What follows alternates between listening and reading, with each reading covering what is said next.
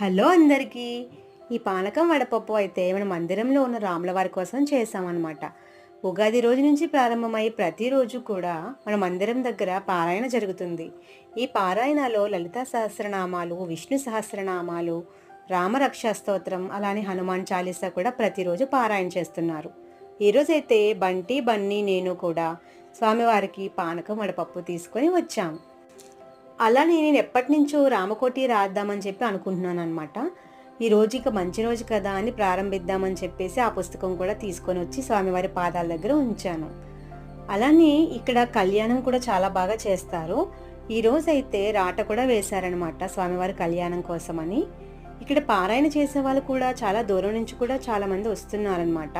కొంతమంది అపార్ట్మెంట్లో వాళ్ళు కానీ చాలా వరకు బయట నుంచి కూడా పారాయణ కోసం వస్తున్నారు.